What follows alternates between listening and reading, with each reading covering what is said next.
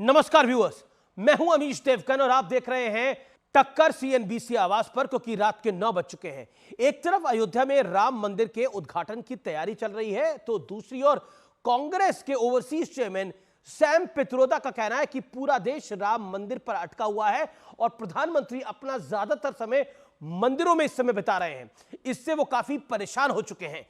ये वही सैम पित्रोदा है जिन्होंने 1984 के सिख दंगों पर कहा था हुआ तो हुआ।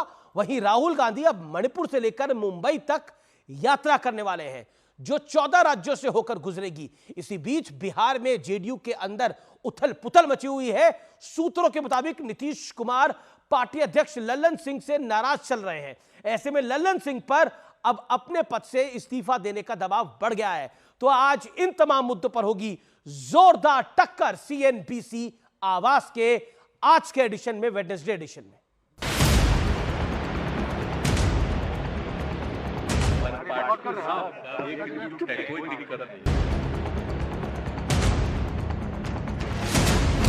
बिहार में नीतीश कुमार क्या एक बार फिर खेला करने वाले हैं? ये सवाल इसलिए क्योंकि खबरों का बाजार गर्म है कि नीतीश कुमार लल्लन सिंह से इस्तीफा ले सकते हैं। खबरें ये भी है कि लल्लन सिंह जेडीयू को कमजोर करने की कोशिश कर रहे थे और आरजेडी से उनकी नजदीकियां नीतीश को चुभ रही हैं। खबर ये भी है कि नीतीश कुमार इंडी गठबंधन में खुद की अनदेखी से नाराज होकर कुछ बड़ा करने जा रहे हैं। हमारा पटिया में कोई इधर उधर है, हमारे पार्टी के सब एकजुट है, कोई दिक्कत नहीं।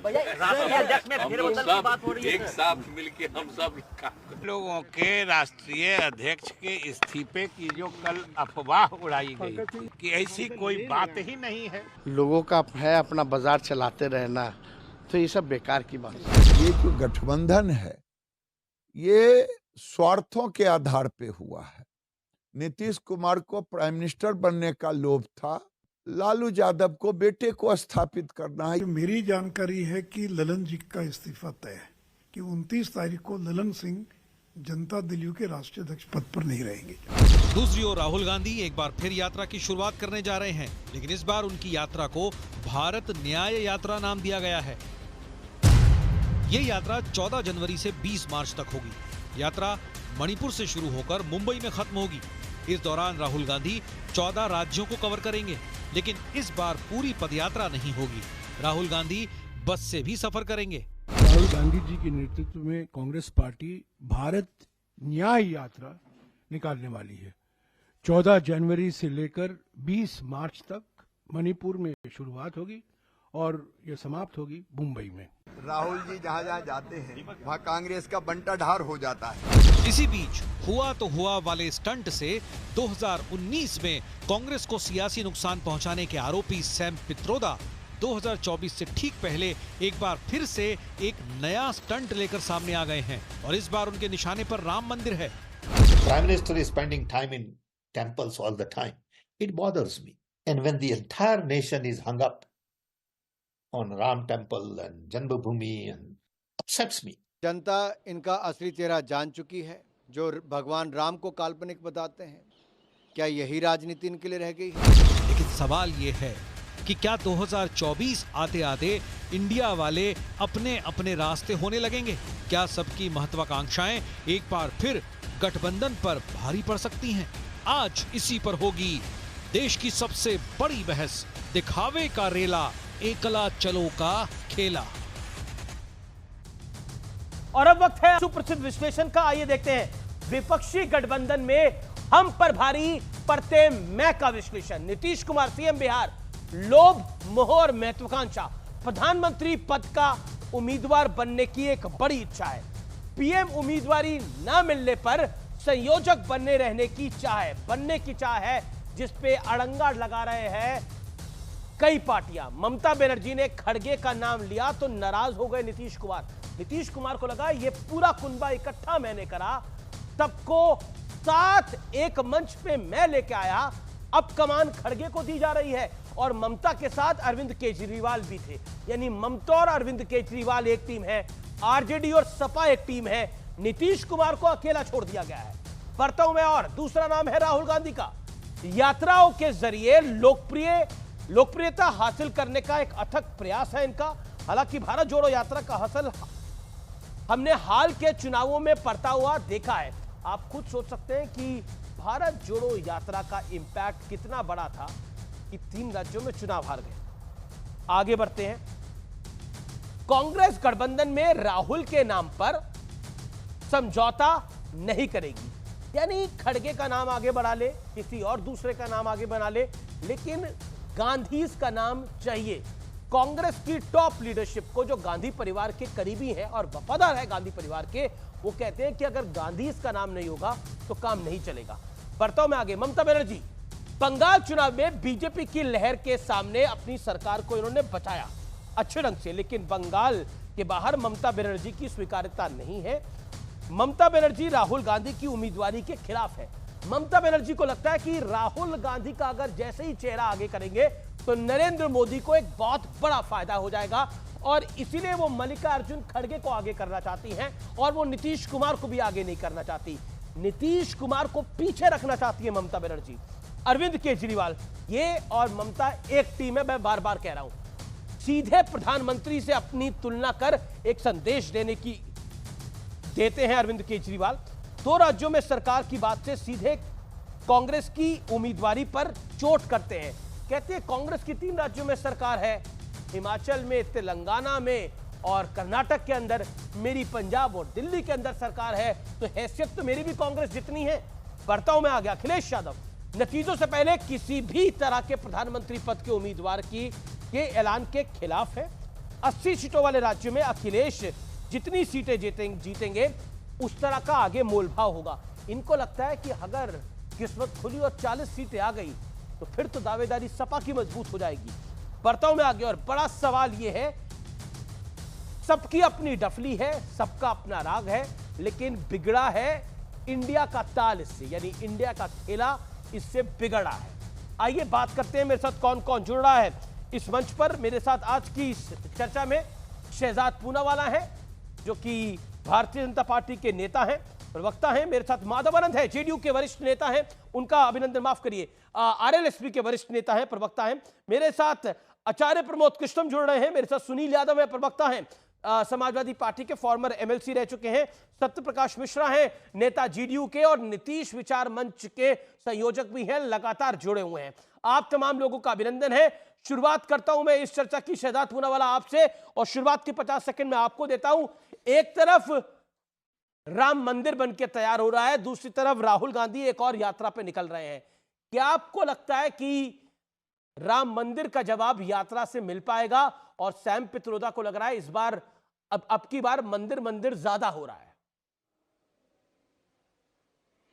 देखिए, जो लोग बाबर के समर्थक और रावण के प्रशंसक हैं, शायद उन्हीं को पेट में दर्द हो रहा है कि राम मंदिर 500 वर्ष के इंतजार के बाद बन रहा है। और कांग्रेस पार्टी तो वो पार्टी है जिसने कहा राम जी का अस्तित्व नहीं, हिंदू टेरर होता है, राम जी काल्पनिक है। उनके आज भी सहयोगी समाजवादी पार्टी से लेकर उनके बाकी सहयोगी सनातन धर्म और हिंदू धर्म के बारे में क्या बोलते हैं, तो ये स्वाभाविक प्रतिक्रिया है। अब जहां तक यात्रा की बात है, तो ये रीलॉन्च यात्रा है, राहुल की 15वीं रीलॉन्च यात्रा के। भारत जोड़ो यात्रा में तो 11 राज्यों के चुनाव हुए, उसमें 8 राज्य के चुनाव कांग्रेस पार्टी हार गई। तो अब रिलॉन्च करना है, उसके बाद रीब्रांड करना है। जैसे ममता दीदी ने और केजरीवाल ने नो कॉन्फिडेंस मोशन पारित कर दिया, तो अपने आप को रीब्रांड करना है। और कांग्रेस जो इंडी गठबंधन में पीछे होती जा रही है, तो अपने आप को रिपोजिशन भी करना है। अच्छा, इस यात्रा को जनता तो सीरियसली लेती नहीं। आईपी सिंह जो समाजवादी पार्टी के नेता, उन्होंने दिलचस्प ट्वीट किया। उन्होंने कहा कि द्वार पर खड़ी है बारात, समदन चली नहाने। अब बताइए, पर मैं एक ही चीज कहना चाहूंगा अभी जी आपके माध्यम से, यात्रा ईस्ट टू वेस्ट जा रही है। ईस्ट में तो वैसे अरुणाचल प्रदेश है, वहां से शुरुआत नहीं कर रहे हैं, एमओयू होगा चाइना का, परंतु ये जाएंगे बिहार। तो बिहार में न्याय मांग ले, जो दयानिधि मारन ने बिहारियों के खिलाफ बोला था। उत्तर प्रदेश में जाएंगे तो न्याय मांग ले, जो उत्तर भारतीयों के विषय में सेंथिल कुमार ने बोला था। राजस्थान पहुंचेंगे तो जगदीप धांकड़ का जो मखौल उड़ा है उसके लिए न्याय मांग ले, क्योंकि वहां के किसान और जाट समाज को किस प्रकार से अपमानित किया है, इन चीजों के लिए न्याय मांग ले। और उसके बाद ये टेम्पलेट वही है, हिंदुओं को दो गाली ताकि मिले ताली। जॉर्ज पोनैया से लेकर न्याय यात्रा के शुरुआत में स्वामी प्रसाद मौर्य हो, चाहे जेडीयू के नेता हो, चाहे आरजेडी के नेता हो, जो सनातन पर हमला कर रहे, टेम्पलेट वही है। जी, मैं सीधा रुख करता हूं। मेरे साथ आचार्य प्रमोद कृष्णम है। आचार्य प्रमोद कृष्णम, आईपी सिंह के ट्वीट का जिक्र किया शहजाद पूनावाला ने, और दूसरी तरफ बार बार एक विचार आता है कि राम मंदिर पर इतना शोर क्यों मचा रही है बीजेपी? अमीश देवगन जी, ये तो समझने में कोई रॉकेट साइंस नहीं लगनी चाहिए। राम मंदिर पे वो शोर इसलिए मचा रहे हैं कि राम मंदिर पे जितना भी उसका प्रचार प्रसार होगा, जितना शोर मचेगा, राम मंदिर की बात जन जन तक जाएगी, घर घर तक पहुंचेगी, उसका फ़ायदा भाजपा को मिलता है और मिलता रहा है और आगे भी मिलेगा। तो इसमें तो कोई नई बात है नहीं। और इसमें अफसोस की बात यह है कि जिन बातों से बीजेपी को फ़ायदा होता है वही बातें हमारे सहयोगी दल कर रहे हैं। अब बताइएगा, श्री राम जन्मभूमि मंदिर न्यास ने यदि किसी को इनविटेशन भेजा है तो उसको इसमें प्रॉब्लम क्या हो रही है? सुप्रीम कोर्ट के आदेश से मंदिर बन रहा है। मंदिर जिसने बनाया है वो तो न्यास है। न्यास का गठन सरकार ने कर दिया। चलिए साहब, सुप्रीम कोर्ट के आदेश पे मंदिर बन रहा है। तो प्रॉब्लम, मुझे सबसे अच्छी बात इसमें डिम्पल यादव जी की लगी। डिम्पल यादव जी ने जिस गंभीरता से और जिस भाव को देश के सामने रखा, तो मुझे लगता है कि उसी भाव से राजनीति होनी चाहिए। और बीजेपी को फ़ायदा उठाने में बीजेपी फ़ायदा उठा रही है। बीजेपी क्यों नहीं फ़ायदा उठाएगी भाई? देश के जनमानस में राम मानसिक पटल पे अंकित है। राम हमारी आस्था के आधार हैं। राम के बिना हमारे जीवन की कल्पना नहीं है। जन्म से लेकर मृत्यु तक राम ही राम है, कण कण में राम है। जब तो राम पित्रोदा को समझाओ, स्वामी प्रसाद मौर्य को समझाओ, रहा। दयानिधि मारन को समझाओ, उदयनिधि स्टालिन को समझाओ, सब आप ही के साथ ही हैं भाई। हाँ, अमीश देवगन जी, दो बातें हैं। एक है भावनात्मक आस्था का दृष्टिकोण, दूसरा है कानून का दृष्टिकोण। राम मंदिर जो बन रहा है ये कोई जबरदस्ती से थोड़ी बन रहा है, माननीय सुप्रीम कोर्ट के आदेश से बन रहा है। तो जब सुप्रीम कोर्ट ने फैसला कर दिया तो संवैधानिक मान्यता मिल गई, तो अब तो इसका स्वीकार करना चाहिए सबको, इसका स्वागत करना चाहिए। ये तो हमारे लिए गर्व का विषय है, ये तो हमारे गौरव का विषय। कितने सालों के, कितनी सदियों के संघर्ष के बाद ये शुभ घड़ी आई है, इसका बायकॉट करने से क्या मतलब? अगर निमंत्रण आता है तो भी जाना चाहिए, निमंत्रण नहीं आता तो भी जाना चाहिए। लेकिन प्रॉब्लम कहाँ है? प्रॉब्लम यहाँ है कि हमारे ही सहयोगी कुछ ऐसी बातें करते हैं कि उनके उन गुनाहों की सजा कांग्रेस भोग रही है। हमारा बेड़ा गर्क हो गया मध्य प्रदेश के चुनाव में, राजस्थान के चुनाव में और छत्तीसगढ़ के चुनाव में। डीएमके हैं, हमारे सहयोगी हैं, उन्होंने कहा हम सनातन को मिटा देंगे। उस पर हमारे कोई ज़्यादा बड़े बड़े नेता बोले नहीं, वरना उसका विरोध करना चाहिए था। ऐसे ही स्वामी प्रसाद मौर्य जी हैं, हमारे साथ में समाजवादी पार्टी के बहुत ही सम्मानित और बहुत ही विद्वान प्रवक्ता उपस्थित हैं इस डिबेट में, सुनील यादव जी। वो खुद स्वामी प्रसाद मौर्य के बयान से बिल्कुल मेरा दावा कर सकता हूं कि वो सहमत नहीं होंगे, लेकिन क्योंकि वो राष्ट्रीय महासचिव है स्वामी प्रसाद मौर्य, और स्वामी प्रसाद मौर्य जी की बीमारी का इलाज डिम्पल यादव जी के पास भी नहीं है, क्योंकि डिम्पल जी भी सांसद हैं, वो तो राष्ट्रीय महासचिव है, और उनकी बीमारी का इलाज तो अखिलेश यादव जी के पास। आप क्या कह रहे हैं कि स्वामी प्रसाद मौर्य, मतलब आप कह रहे हैं कि ये इंडिया गठबंधन के जो नेता बोलते हैं इसका नुकसान कांग्रेस को होता है? यानी आप तीनों राज्यों में हारे, उसमें स्वामी प्रसाद मौर्य का भी हाथ है, उसमें स्टालिन का भी हाथ है। अमीश देवगन जी, पॉलिटिक्स में परसेप्शन की बहुत बड़ी भूमिका होती है, बड़ा महत्व होता है। परसेप्शन ऐसा बन गया कि इंडिया गठबंधन के जो तमाम एलाइज हैं हिंदू विरोधी हैं, ये सनातन विरोधी हैं। एक सनातन को मिटाने की बात करता है, एक रामचरितमानस के पन्ने फाड़ने की बात करता है, एक रामचरितमानस को जलाने की बात करता है। अब हम जब इनको डिफेंड करें या देश की जनता के सामने अपना पक्ष प्रस्तुत करें, तो सारे गुनाहों की जो सजा है वो कांग्रेस भोग रही है, और कांग्रेस ने भोगी है, आगे भी भोगने के लिए तैयार है। इसमें कुछ कांग्रेस के नेता भी हैं। तो प्रश्न ये पैदा होता है 10 सेकंड में बस अपनी बात खत्म कर दूंगा। प्रश्न ये पैदा होता है कि अगर ये परसेप्शन डेवलप हो रहा है कि साहब बीजेपी तो राम भक्त है ना, और बीजेपी के अलावा जितनी पार्टियां वो सब राम के खिलाफ हैं, वो क्यों? अब सीताराम येचुरी, जिनके नाम में सीताराम है, वो कह रहे हैं साहब ये राम मंदिर में मैं नहीं जाऊंगा। हमारे यहाँ सैम पित्रोदा जी, अरे भाई तुमको क्या लेना, आप अमेरिका में बैठे हैं, विदेश में बैठे हैं, राम हमारी आस्था के आधार है, राम हमारी ओके, सुनील यादव, मैं कहता हूँ गांधी परिवार को न्योता मिला है तो उनको जाना चाहिए। हमारे गांधी परिवार को, सोनिया जी को न्योता मिला है, सोनिया जी को न्योता मिला है। मैं तो निवेदन करना चाहता हूं कि राहुल जी, प्रियंका जी, सोनिया जी, वो न्योता केवल सोनिया जी को नहीं है, गांधी परिवार को है, और गांधी परिवार का कंट्रीब्यूशन रहा है भगवान श्री राम के मंदिर में। ठीक है, मैं जवाब ले लेता हूं, एक सेकंड। आपने लंबा बोला आचार्य जी, आपने लंबा बोला, आपको मैंने लंबा मौका दिया अपनी बात को रखने का। सुनील यादव, आप लोग गुनाह करते हैं, सजा कांग्रेस को मिलती है, गुनाहगार आप लोग हैं। देखिए, आचार्य जी को मैं सुन रहा था और मैं केवल एक बात कह सकता हूं कि हां, हम उनके बयान से 1% सहमत नहीं है। हम समाजवादी लोग हैं, हम भी आस्था रखते हैं भगवान पर, भगवान को मानते हैं, लेकिन हम आस्था को, भगवान को, मंदिर को राजनीति में नहीं लाते। और भगवान राम कण कण में हैं, और जो हम लोग अपने जीवन में मानते हैं कि अगर कोई एक सच्चाई है, कोई दुनिया में सत्य है, तो मृत्यु है। और मृत्यु के समय भगवान राम का नाम लेकर के ही कहा जाता है कि राम नाम ही सत्य है। बिल्कुल, आपने बोला हम आस्था को, एक सेकंड यही रुकिए। आपने बोला हम आस्था को, हम एक सेकंड, सुनील भाई, आपने बोला हम आस्था को हम पॉलिटिसाइज नहीं करते। अब आप मुझे बताइए, किस मुख्यमंत्री ने कहा था और किस प्रधानमंत्री ने कहा था कि हम मस्जिद तामील कराएंगे वहां पर? कोर्ट का तो कोई निर्देश नहीं आया था। किस मुख्यमंत्री ने कहा था? किस पार्टी का था वो मुख्यमंत्री उत्तर प्रदेश सूबे का? नाम पता है आपको? कौन था वो मुख्यमंत्री? देखिए, किसने कहा था मैं कार सेवकों पर गोली चलवा सकता था, इससे ज्यादा और क्या करूं? किसने कहा था? कौन सा नेता था वो? देखिए, मैं आपके कार्यक्रम में फिर कह रहा हूं, जब आप आस्था ग्रंथ, रामचरितमानस, गीता और उसमें संविधान को चुनने को कहेंगे, तो हम संविधान को चुनेंगे। हम संविधान को चुनेंगे क्योंकि देश संविधान से चलेगा, आस्था से नहीं। अच्छा, कांग्रेस को क्यों निपटा रहे हैं? बाध्यता कहीं थी आचार्य तो जी का नेताजी सवाल, ने वही कांग्रेस को फैसला क्यों निपटा रहे हैं आप लोग? नहीं, कहां बात कर रहे हैं? हम कांग्रेस के साथ लड़ रहे हैं, कांग्रेस से नहीं लड़ रहे हैं। एक बात तो मुझे लगता है कि जैसे आपने शुरुआती संबोधन में कहा कि इंडिया गठबंधन में चाहत है, नीतीश जी की अलग है, उनकी अलग है। आप बड़े पत्रकार हैं, आपका बड़ा चैनल है, आपके सारे सूत्र इंडिया गठबंधन तक जाते हैं, भाजपा तक आपके सूत्र नहीं जाते हैं। बिल्कुल जाते हैं। भाजपा में भी लोगों की चाहत, भाजपा में हर कार्यकर्ता की एक ही चाहत है कि नरेंद्र मोदी प्रधानमंत्री बने।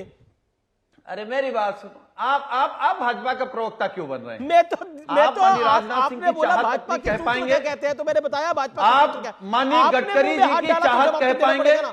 आप नहीं, तो आप कार्यकर्ता मत बनिए बीजेपी के, वरना इस्तीफा दे दीजिए, आइए भाजपा ज्वाइन करिए, अंगोछा डालिए, फिर बात करेंगे, लड़ाई लड़ेंगे। सुनील जी, तो आपके सामने आपने बोला आपके सूत्र भाजपा के क्या कहते हैं? आपने सवाल पूछा ना, भाजपा के सूत्र आपके क्या कहते हैं? तो मैंने जवाब दिया आपको, भाजपा के सूत्र ये कहते हैं, वहां पे प्रधानमंत्री का कैंडिडेट एक ही है जिसका नाम नरेंद्र मोदी है। करके और गडकरी जी को लेकर के क्या कहते हैं? हम दो नाम पूछ रहे हैं, उसके सूत्र बताइए। ठीक है, शहजाद पूनावाला ज्यादा जानकारी देंगे। शहजाद पूनावाला। देखिए, अभी मेरे भाई सुनील जी ने एक अच्छी बात की। उन्होंने कहा कि अगर संविधान और ग्रंथ में चुनना हो तो हम संविधान चुनेंगे। शफीकुर रहमान बर्क ने कहा है कि शरिया में तब्दीली करने की वजह से कोविड आया। शफीकुर रहमान बर्क ने कहा है मस्जिद को तोड़कर मंदिर बनाया गया, ये इंसानियत के खिलाफ है। हम सुप्रीम कोर्ट के फैसले का पालन नहीं करना चाहते हैं। और मथुरा के अंदर भी इसी प्रकार का स्टैंड उन्होंने लिया। सुनील साजन जी, बताइए कि धर्म के ऊपर संविधान नहीं रखने के लिए क्या स्टैंड लेंगे? और 3 तलाक का जब फैसला आया तो समाजवादी पार्टी ने उस 3 तलाक के फैसले को स्वीकारने के बदले उसका विरोध क्यों किया? और 10 सेकंड और दे दीजिए। जी, देखिए, एक और चीज जोड़ सकता हूं जी, 10 सेकंड। जी, शहजाद बोलिए, 10 सेकंड बोलिए। इंटरेस्टिंग बात यह है, ये जो अंकल सैम है ना राहुल गांधी के, उनका असली नाम पता है आपको क्या है? सत्यनारायण गंगाराम पित्रोदा। अब बताइए, यही होता है ना कि अगर आप राम मानसिकता को छोड़कर रोम मानसिकता में पले बड़े हो या आपकी दिलचस्पी हो तो आप कहते हैं कि अनएम्प्लॉयमेंट लोएस्ट लेवल पर है। और अमीश जी, आज काशी में जब काशी धाम बना है तो वहां पर 68 लाख टूरिस्ट जाते थे, अब 2 वर्ष में 13 करोड़ टूरिस्ट। वहां पर 45% इंक्रीज इन इनकम हुए टूरिज्म में। ये फर्क पड़ता है जब एक मंदिर बनता है। अयोध्या में international airport, Vande Bharat, property prices सब कुछ बढ़ चुके हैं। सुनील जी, देखिए शहजाद भाई, आपने सवाल किया कि हम क्या चुनेंगे। हम फिर कह रहे हैं संविधान को चुनेंगे। संविधान ने जो रास्ता दिखाया है, जो फैसला माननीय सर्वोच्च न्यायालय कर देगा, जो संवैधानिक रास्ता होगा, जो कानूनी रास्ता होगा, समाजवादी पार्टी उसी को मानेगी। अब एक बात आप लोग लगातार कहते हैं कि भाई देश में बड़े लाभार्थी हो गए, लाभार्थियों के बीच जा रहे हैं। पूरी भारतीय जनता पार्टी का कोई एक नेता बता दीजिए जो इस देश के सबसे बड़े लाभार्थी के पास गया। शहजाद भाई आप जा सकते हैं वहां, जो भाजपा का सबसे बड़ा लाभार्थी है। आचार्य जी जान गए होंगे सबसे बड़े लाभार्थी का नाम, अमीश भाई भी जान गए होंगे, शहजाद भाई आप भी जान गए होंगे सबसे बड़े लाभार्थी का नाम। उसके चक्कर क्यों नहीं काटेंगे? और आप जानते हैं अमीश भाई, एक पुरानी सीरियल आता था, गंगाधर ही शक्तिमान है, शक्तिमान ही गंगाधर है। तो भाजपा ही अडानी है, अडानी ही भाजपा है। जी जी, चलिए विषय पर रहते हैं। मैं शहजाद आपको मौका दूंगा, लेकिन आचार्य जी हाथ खड़ा कर रहे थे। आचार्य जी, अब तो इंडिया गठबंधन में भी बड़ी सारी आवाजें आने लगी हैं और कांग्रेस को निपटाना क्यों चाहती है समाजवादी पार्टी आपके अनुसार? आचार्य जी 40 सेकंड में आपका जवाब संक्षेप में। देखिए अमीश जी, एक तो सुनील यादव जी से मैं बड़े विनम्रता से, बड़े आग्रहपूर्ण तरीके से और लेकिन एक तीखा सवाल, सीधा सवाल पूछना चाहता हूं। मैं ऐसा मानता हूं कि सुनील यादव जी और उनकी पार्टी के संस्थापक और पूरा परिवार आस्थावान परिवार है, लेकिन सवाल तब खड़ा होता है, प्रॉब्लम कहाँ खड़ी होती है, परसेप्शन कहाँ बनता है, जिसका फायदा बीजेपी को मिलता है वो तब मिलता है। अभी संविधान की जो बात कही, भारत का संविधान धर्मनिरपेक्ष, पंथ निरपेक्ष कहो तो धर्मनिरपेक्ष का उसका भाव ये है कि सभी धर्मों का सम्मान करना है। लेकिन जब एक धर्म का अपमान होता है और हम सब चुप रहते हैं तो एक परसेप्शन डेवलप होता है। सुनील जी मुझे बताइए, जब भारत का संविधान सबको धार्मिक स्वतंत्रता का अधिकार देता है अपने अपने धर्म के अनुसार अकॉर्डिंगली, तो एक पार्टी जिसको जो हमारी सहयोगी है अगर वो कहती है कि हम सनातन को मिटा देंगे, तो उस समय समाजवादी पार्टी का कोई बड़ा नेता क्यों नहीं बोला कि तुम सनातन को कैसे मिटा सकते हो? तो परसेप्शन क्रिएट होता है कि हम सब जो हैं ये हिंदू धर्म विरोधी पार्टियों के नेता हो गए। दूसरी बात, जब बिहार का एक मिनिस्टर कहता है तब क्यों नहीं विरोध होता? तीसरा, समाजवादी पार्टी का राष्ट्रीय महासचिव स्वामी प्रसाद मौर्य जी रोज हिंदुओं को गाली दे रहे हैं, हिंदुओं की आस्था से खिलवाड़ कर रहे हैं, और आप ही की सांसद डिंपल यादव जी ने कहा कि हम उनके बयान से सहमत नहीं हैं। तो कौन सी मजबूरी है?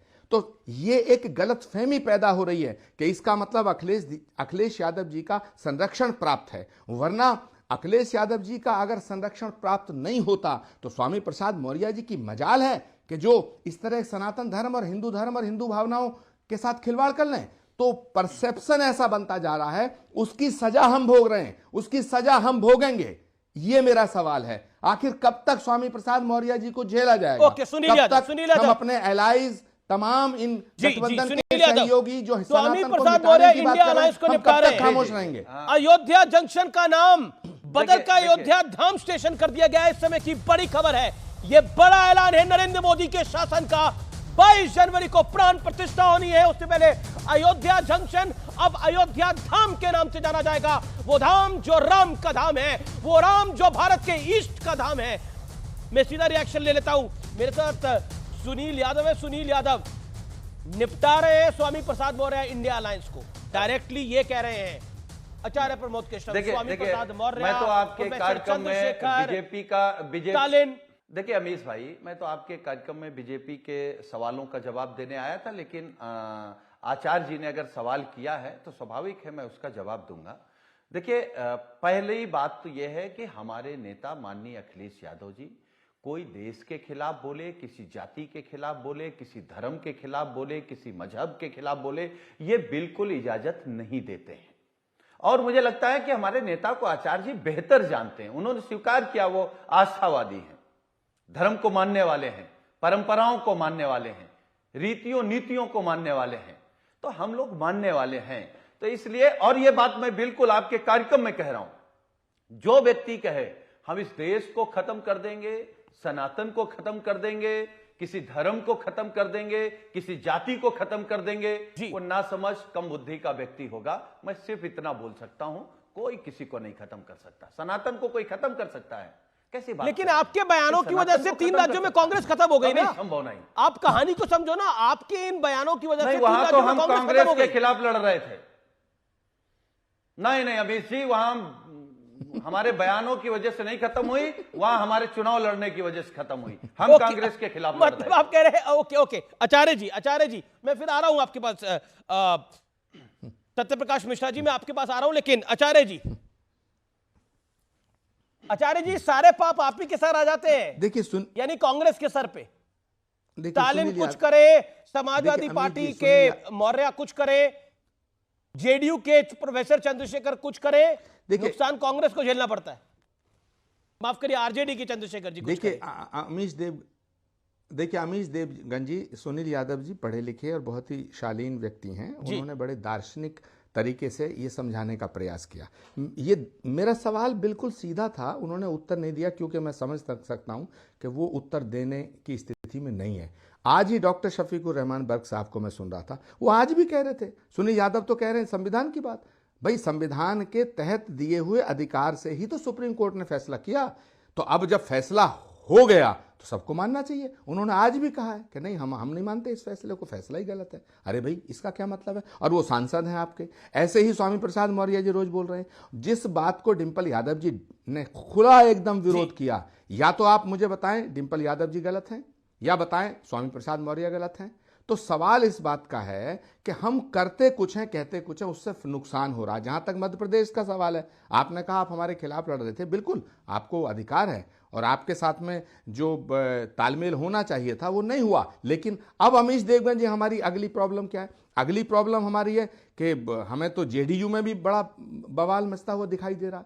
तो सवाल इस बात का है कि कांग्रेस पार्टी, उत्तर प्रदेश समाजवादी पार्टी, हमारे भाई बैठे हैं, बहुत मेरे प्रिय अनुज हैं, बिल्कुल ये हमें कुछ नहीं देना चाहते। बिहार में लालू जी कुछ नहीं देना चाहते, और अगर वो भी देना चाहते तो नीतीश जी भी देना नहीं चाहते। डीएमके हमें तमिलनाडु में नहीं देना चाहती, ममता जी हमें बंगाल में नहीं देना चाहती, अरविंद जी हमें पंजाब और दिल्ली से बाहर करना चाहते हैं। तो हम जाएं कहां? तो ये गठबंधन कैसा रह गया? तो इसका मतलब है बीजेपी को निपटाने के लिए गठबंधन है या कांग्रेस को निपटाने के लिए गठबंधन है? ये एक बड़ा सवाल है और इस सवाल को मैं आपके माध्यम से पूरे देश के सामने भी रखना चाहता हूं और इंडिया गठबंधन के तमाम एलाइज बड़े नेताओं के सामने भी रखना चाहता हूं कि भाई आपका मोटिव क्या है? चिंता में पड़ गए हैं इंडिया गठबंधन के दो पैरोकार, चिंता में पड़ गए हैं कि अब क्या जवाब दें इस बात के ऊपर। सत्य प्रकाश मिश्रा, आप निपटाना किसे चाहते हैं, कांग्रेस को या बीजेपी को? हम लोकतंत्र की विरोधी भारतीय जनता पार्टी की सरकार को 2024 में इस देश से हटाना चाहते हैं। संभल के बोलिए, कल मीटिंग है आप लोगों की। रुक जाइए, कुछ बड़ा ना हो जाए। नीतीश कुमार जी ने स्पष्टतया इस बात को कहा, कई बार कहा, और 28 पार्टियों से खुद जाकर मिलकर सबको एक मंच पर खड़ा किया। आचार्य जी जो कह रहे हैं, साइड कर दिया ना, नहीं कोई साइड नहीं है। आचार्य जी जो कह रहे हैं कि वो कांग्रेस को निपटाना चाहती, ये बात सही नहीं है, क्योंकि नीतीश कुमार जी ने इस चीज को दोहराया था कि कांग्रेस एक बड़ी पार्टी है, उसके बगैर ये महागठबंधन या इंडिया अलायंस संभव ही नहीं है।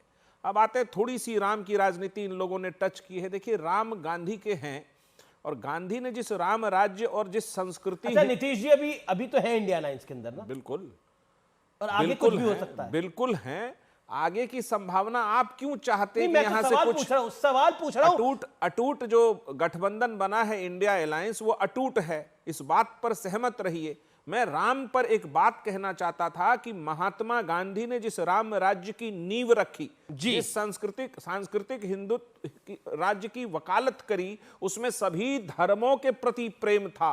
उन्होंने राम पर राजनीति नहीं करी। भारतीय जनता पार्टी पहली ऐसी पार्टी बनी जिसने राम के नाम पर अपनी दुकान चलाई, और ये घृणा का राम के नाम पर दुकान चलाई, ये घृणा का पात्र है। ये घृणा की बात है। जवाब नहीं, ये कंप्लीट होने दीजिए। क्योंकि राम जो है वो सबके हैं। राम किसी भारतीय जनता पार्टी का कोई ब्रांड नहीं है कि वो उसको मार्केटिंग करेगा।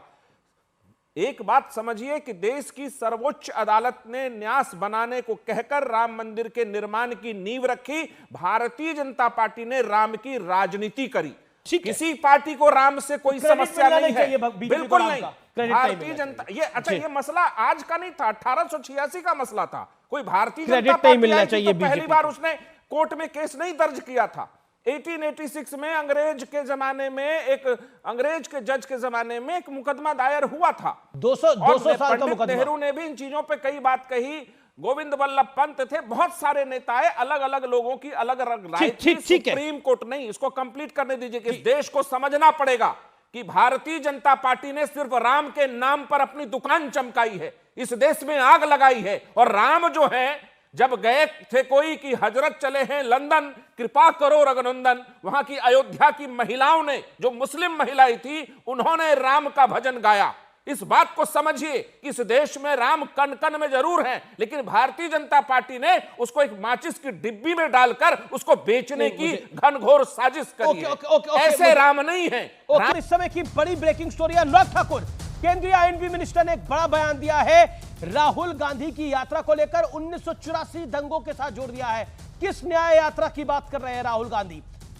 कांग्रेस राज में 84 के दंगे हुए, 84 के दंगे पीड़ितों को इंसाफ नहीं दिया, कांग्रेस ने सिखों के साथ घोर अन्याय किया, यह कह रहे हैं अनुराग ठाकुर। अन्याय करने वाले किसे देंगे न्याय? मैं चलता हूं, और राम मंदिर को लेकर भी न्याय नहीं कर रही भारतीय जनता पार्टी, यह कह रहे हैं सत्य प्रकाश मिश्रा। शहजाद पूनावाला आप, और उसके बाद माधवानंद आपकी बताता हूं। शहजाद जी।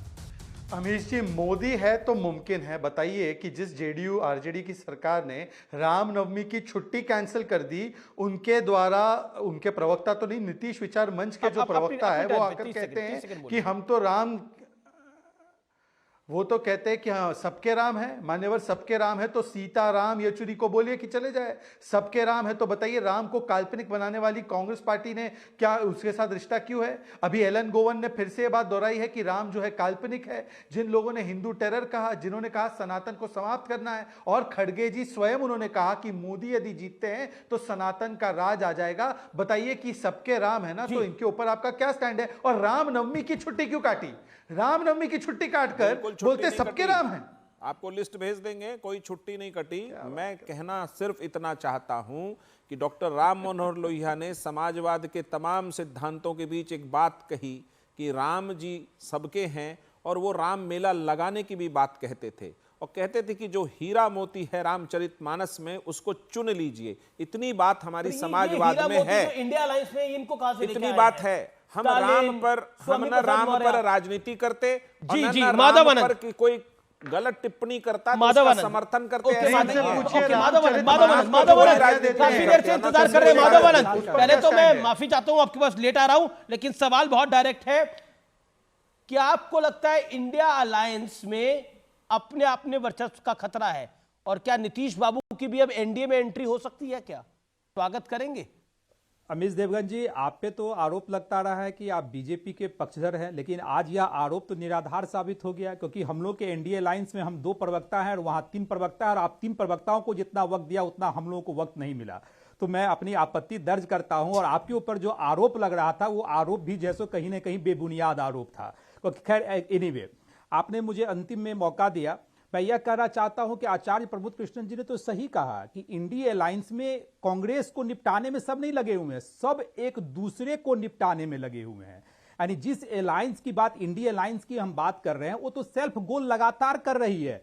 और जहां तक हम लोगों ने जो टारगेट रखा है कि इस बार 400 के पार, मुझे लगता है कि आदरणीय प्रधानमंत्री की जो करिश्माई नेतृत्व है वह तो है ही, साथ ही साथ ये इंडिया अलायंस के लोग जिस तरह सेल्फ गोल कर रहे हैं, तो निश्चित रूप से 400 को तो हम लोग पार कर ही जाएंगे। अब आपने कहा कि चाचा नीतीश कुमार की तो हालात ऐसी हो चुकी है, न इधर के बचे न उधर के बचे, और इनके राष्ट्रीय अध्यक्ष लल्लन सिंह ने उनको डुबोने का काम किया। चाचा चले थे प्रधानमंत्री बनने, और उनके भतीजे तेजस्वी यादव जी को मुख्यमंत्री बनना था। न चाचा को संयोजक का पद मिला, न चाचा प्रधानमंत्री पद के उम्मीदवार घोषित हुए, न संयोजक बन पाए। तो चाचा की जो इस विचित्र स्थिति है, मुझे लगता है इंडिया अलायंस में अगर सबसे ज्यादा किसी की स्थिति खराब है तो आदरणीय नीतीश कुमार जी की है। एक तो उनका सेहत सही नहीं रहता है, आप लोगों के टीवी चैनल पे हम लोगों ने कई बार देखा, अपने बयानों के कारण सुर्खियों में रहते हैं, क्या बयान देना चाहिए क्या बयान नहीं देना चाहिए। मुझे लगता है कि उनकी मानसिक जो स्थिति है उस स्थिति पे चर्चा हम लोग कभी बाद में करेंगे। लेकिन इंडिया अलायंस का कुछ भी नहीं होने जा रहा है, और ये ताश के पत्ते के तरह लोकसभा चुनाव से पहले बोला कि एक दूसरे को निपटाना चाहते हैं, होगी उससे कांग्रेस को निपटाना चाहते हैं, और माधवानंद कह रहे हैं एक दूसरे को निपटाना चाहते हैं, सब एक दूसरे को। लेकिन माधवानंद देर आए लेकिन दुरुस्त आए, आपको वक्त मैंने पूरा दिया। ओके बोलिए। सत्य जी। माधव आनंद जी बहुत सम्मान के साथ, चूंकि पुराने मित्र रहे हैं, हमारी पार्टी में रहे हैं और बड़े विद्वान आदमी हैं, बहुत स्पष्टतया 2-3 बातें साफ हैं कि नीतीश कुमार की महान उपलब्धि है कि इस आधुनिक भारत की राजनीति में 28 तरह की विचारधाराओं की पार्टी को संविधान और लोकतंत्र के मूल्यों पर एक साथ खड़ा कर 4 मीटिंग सफल बना दिया। नीतीश जी किसी पद के लालच में कहीं नहीं गए थे। रही बात आपकी पार्टी के लिए आपको शुभकामना मैं हमेशा देता हूं, लेकिन उपेंद्र कुशवाहा जी की स्थिति मुझे लगता है भारतीय जनता पार्टी में सुखद नहीं चल रही, तो वो बाद का विषय होगा आप क्या करेंगे। और एक बात स्पष्ट कर दूं, 28 पार्टियां कोई किसी को निपटाने में नहीं लगी हैं। 28 पार्टियां एक साथ एक मंच पर आकर इस देश की प्रधान नीति को बनाने के लिए लगी हैं। लोग ममता और अरविंद केजरीवाल ने, ममता जी और अरविंद जी ने एक तरह से खड़गे जी का नाम करके गांधी परिवार को निपटाने का काम किया। नहीं, वो ममता जी और स्वामी प्रसाद मौर्य के बयानों ने कांग्रेस को निपटाया, मध्य प्रदेश, छत्तीसगढ़ के अंदर, राजस्थान के अंदर स्टालिन के बयानों ने निपटाया। अब बताइए ये क्या हो रहा था? स्टालिन के किसी बयान से कोई फर्क मध्य प्रदेश में पड़ेगा ऐसी कोई कल्पना राजनीतिक पंडित नहीं करते। कोई और कारण रहा आचार्य जी कुछ कहना चाह रहे हैं, कांग्रेस को कम वोट आए। अच्छा, आचार्य जी कुछ कहना चाह रहे हैं। आचार्य जी आप विवेचना करिए, आपका कारण कोई घर में ही है।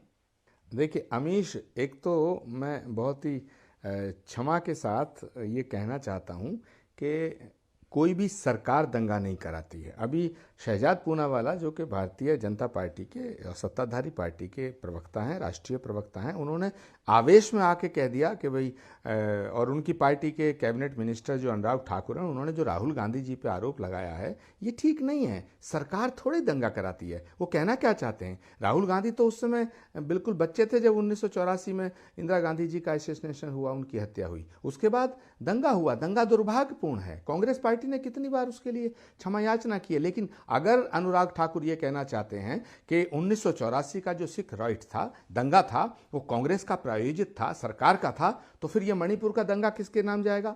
और गुजरात में जो दंगा हुआ वो किसके नाम जाएगा? मैं बिल्कुल साफ तौर से कहना चाहता हूं, कोई भी सरकार ये नहीं चाहती है कि उसका राइट हो। हम कभी कभी राजनीतिक स्वार्थ में अंधे होकर के इस तरह के आरोप लगाते हैं। मैं बिल्कुल, चाहे वो मेरा विरोधी मुख्यमंत्री हो या हमारी पार्टी का मुख्यमंत्री हो, हमारी सरकार हो या आपकी सरकार हो, ये अनर्गल आरोप है, ये ठीक नहीं है, नंबर 1। नंबर 2, अब मैं एक बात और कहना चाहता हूं कि बीजेपी, हमारी पार्टी में एनडीए पे जवाब देने या कहीं भी हम लोग बड़े आदर्शों की बात करते हैं, हम लोग बड़े दार्शनिक हो जाते हैं। और ऐसे दार्शनिक हो जाते हैं, हम लोग लोहिया जी को कोट करेंगे। अरे जब लोहिया जी की अंतिम सांस थी, प्राण निकले थे, उनकी जेब में 10 आने या 12 आने रुपए थे। कहाँ लोहिया जी की समाजवादी पार्टी रह गई? अब महात्मा गांधी की कांग्रेस सब कहाँ रह गई? और दीनदयाल उपाध्याय और श्यामा प्रसाद मुखर्जी की बीजेपी कहाँ रह गई? बीजेपी तो अडवाणी जी और अटल जी की भी नहीं रह गई है। मैं शहजाद पूनावाला से बिल्कुल साफ, शहजाद पूनावाला देश काल परिस्थिति जब बदलती है सब कुछ बदलता है। लेकिन 10 सेकंड मेरी बात को पूरा हो जाए। मेरा मुद्दा ये है, मैं अभी उनको माधव आनंद को सुन रहा था, वो ये जो नीतीश कुमार, हमारे यहाँ सूत्र है, शास्त्र कहता है प्रत्यक्षम किम प्रमाणम, प्रत्यक्ष को प्रमाण की आवश्यकता नहीं होती है।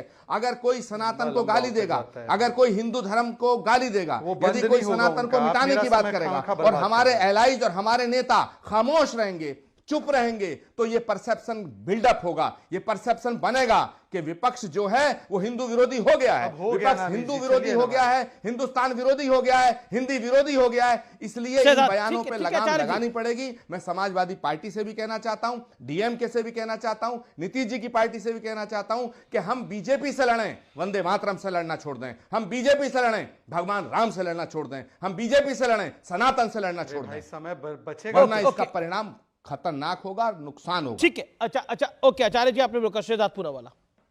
देखिए ऐसा है, 1984 का जब नरसंहार हुआ, उसके बाद 34 साल बाद जब न्याय मिला मोदी जी की सरकार के आने के बाद, दिल्ली हाई कोर्ट ने कहा कोट अनकोट कि it was because of political patronage that such a kind of a genocide took place. उसकी तुलना जो है ऑशविट्ज में जो हुआ उसके साथ की। तो मैं नहीं कह रहा हूं, ये कोर्ट ने कहा है, मान्यवर। और किसी विषय में इस प्रकार की टिप्पणी हो तो दिखा दीजिए। और इसीलिए मैं कहता हूं कि कम से कम आज उसको डिफेंड नहीं करना चाहिए। दूसरी बात देखिए, अभी उन्होंने कहा कि 4 मीटिंग की जो उपलब्धि रही, नीतीश जी ने महान काम किया। अरे जेडीयू के सांसद सुनील कुमार पिंटू कह रहे हैं आए, खाए, फोटो खिंचाए, चले गए, समोसा भी नहीं मिला इस बार, तो हम थोड़ी कह रहे हैं। और जहां तक एक दूसरे का सम्मान तो गजब का है। अमीश जी, गोपाल मंडल इनके विधायक, इन्होंने कहा खड़गे फड़गे, ये खड़गे फड़गे को कौन जानता है, नीतीश जी को बनाओ, उनकी तो इंटरनेशनल ख्याति है। फिर ममता दीदी और अरविंद केजरीवाल ने क्या किया वो तो आपके सामने ही है, राहुल गांधी के खिलाफ नो कॉन्फिडेंस मोशन। जिस प्रकार से आज केरला के पिनराई विजयन को क्या बोला इन्होंने, डिक्टेटर, साइकोपैथ, कावर्ड, ये कांग्रेस पार्टी कह रही है। अधीर रंजन चौधरी और तृणमूल कांग्रेस का क्या चल रहा है वो भी पता है। न्याय यात्रा नहीं, इनको तो इंडी जोड़ो यात्रा निकालनी चाहिए थी। और देखिए एक ही चीज कॉमन है इन सब में, सनातन हिंदू को दो गाली। इसीलिए समाजवादी पार्टी हो, आरजेडी के मंत्री हो, चाहे वो जेडीयू के जो छुट्टियां काटने का व्यवहार हो, या चाहे कांग्रेस पार्टी जिसमें सबसे लंबा इतिहास इनका रहा है, हर जगह सनातन का अपमान करना, हिंदू को गाली देना, ये इनका चरित्र बन चुका है। इंडी गठबंधन में एक ही कॉमन है। और दूसरा फिर अगर बच जाए तो नॉर्थ और साउथ कराओ और नॉर्थ के लोगों को गालियां दो।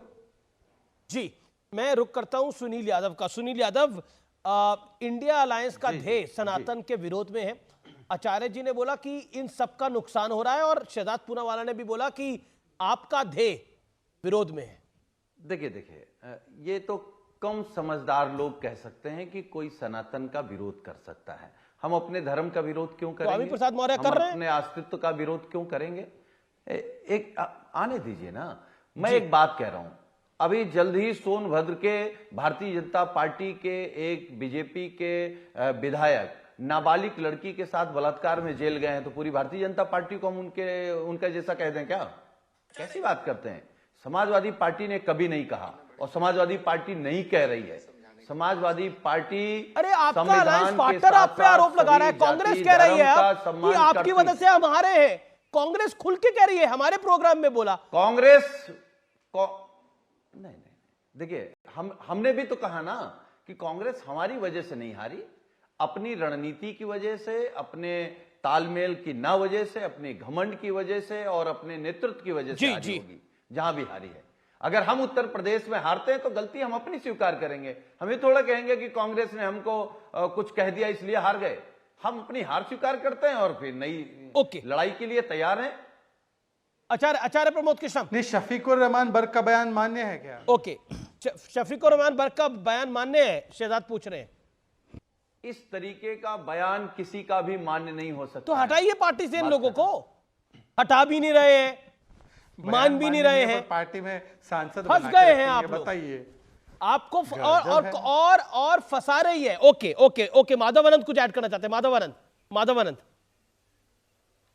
अमीश देवगन जी, थोड़ा सा मुझे एक लाइन बस बोलना है कि जो जेडीयू के प्रवक्ता बता रहे थे आदरणीय नीतीश कुमार जी, जो हमारे चाचा हैं, जो इंडिया अलायंस के उन्होंने नींव रखने का काम किया था, जरूर वो विकास पुरुष थे। बीजेपी और जब नीतीश कुमार जी दोनों मिलकर सरकार चला लेते तो उन्होंने बिहार को जंगल राज से बाहर निकाला, लेकिन अपने राजनीतिक करियर के अंतिम पड़ाव में यह बिहार के जनता को नहीं भरोसा था कि वह पुनः जंगल राज स्थापित कर। ठीक है, तो सीएनबीसी आवाज के टक्कर में वक्त है एक ब्रेक का, लेकिन ब्रेक के उस पार एक बड़ी खबर आपका कर रही है इंतजार।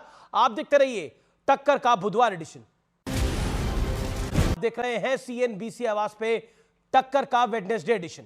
आचार्य जी, कल सुबह 10:30 बजे नीतीश कुमार दिल्ली आ रहे हैं, क्या होगा कल? कहां जाएंगे नीतीश जी? देखिए अमीश, नीतीश जी कहीं के नहीं रहेंगे, ना इधर के ना उधर के। नीतीश जी बीच के पिंडौरा निकल जाएंगे। नीतीश जी कहीं के नहीं रहेंगे। नीतीश जी बहुत सम्मानित। भाई बात तो सुन लो भाई। अरे भाई मैं तो बीच में नहीं बोलता, मुझे बोलने दो। नीतीश जी की अनुभव, नीतीश जी के अनुभव, नीतीश जी की शालीनता पे, नीतीश जी के संयम पर, नीतीश जी के कौशल पे कहाँ कोई सवालिया निशान नहीं। लेकिन सवालिया निशान है क्योंकि नीतीश जी के जो बयान आए पीछे, जो उन्होंने मीटिंग्स की हैं और जो जिस तरह का उन्होंने एक मैसेज देने की कोशिश की है, वो थोड़ा सा एक डाउटफुल हो रहा है। अब अगर सवाल ये आपका है तो इसका जवाब जेडीयू के प्रवक्ता देंगे। लेकिन आप कहां जा रहे हैं? अरे भाई शक इसलिए हो रहा है, मेरी बात तो पूरी सुन दो अमीश। आप तो बीच में कूद पड़ते हो हनुमान जी की तरह यार, हैं? चलिए बोलने दीजिए। बोलिए आचार्य जी, आप बोलना चाहते हैं? मैं ये कह रहा हूं कि हाँ, मिश्रा जी यहाँ बैठे हैं। नीतीश जी के ऊपर जो सवाल आप करेंगे उसका जवाब मिश्रा जी देंगे। मिश्रा जी एक विद्वान प्रवक्ता। लेकिन एक समय था जब नीतीश जी को बिहार की जनता ने समर्थन इसलिए दिया कि वो लालू जी के खिलाफ खड़े हो गए, और लालू जी का टोटल विरोधी जो पूरा जनमानस था उन्होंने नीतीश जी को अपना हीरो माना, और नीतीश जी ने बिहार को बहुत अच्छा शासन व्यवस्था दिया और उसी के वजह से सुशासन बाबू कहलाए। लेकिन वही नीतीश कुमार जी फिर दोबारा जब आए तो उनके साथ चले गए, उसके पहले वो नरेंद्र मोदी जी के साथ थे। तो देखिए सवाल इस बात का है, आज भी अव्वल है।